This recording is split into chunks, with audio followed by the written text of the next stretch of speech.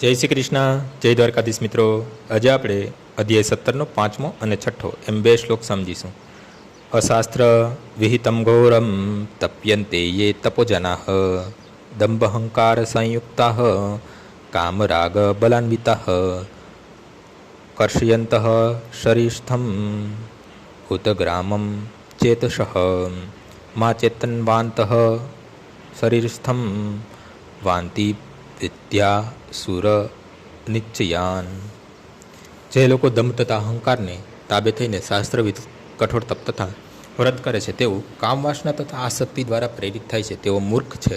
અને જેઓ શરીરના ભૌતિક તત્વ તથા શરીરમાં રહેલા પરમાત્માને કષ્ટ આપે છે તેઓ અસુર કહેવાય છે. એવા મનુષ્યો પણ હોય છે કે જેઓ શાસ્ત્રોના આદેશોમાં ન હોય તેવી તપ વ્રતની વિધિઓ ઉપજાવી કાઢે છે. દાખલા તરીકે અમુક સ્વાર્થના હેતુસર જેમ કે રાજનૈતિક ઉદ્દેશ્ય સિદ્ધ કરવા ઉપવાસ કરવાનું શાસ્ત્રોમાં જણાવ્યું નથી.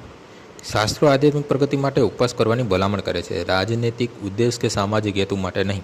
જે મનુષ્ય આવું તપ કરે છે તેઓ ભગવદ્ ગીતા પ્રમાણે નક્કી આસુરી છે.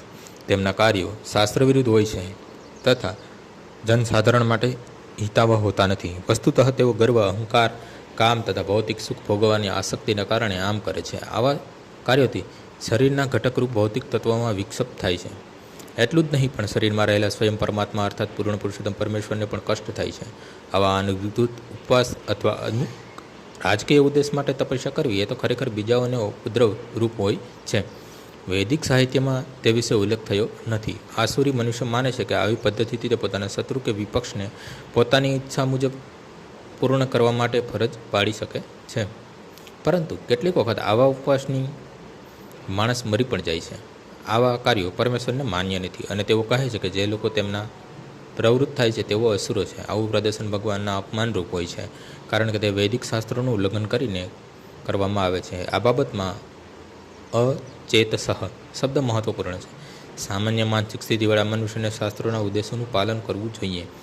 જેઓ આવી સ્થિતિમાં નથી તેઓ શાસ્ત્રની ઉપેક્ષા અથવા અવજ્ઞા કરીને તપસ્યાની પોતાની પદ્ધતિ ઉપજાવી કાઢે છે. મનુષ્ય આસુરી લોકોના અંતિમ પરિણામને હંમેશા યાદ રાખવું જોઈએ, જે વિશે પાછલા અધ્યાયમાં જણાવેલ છે. ભગવાન આવા લોકોને આસુરી મનુષ્યોને ત્યાં જન્મ લેવાની ફરજ પડે છે.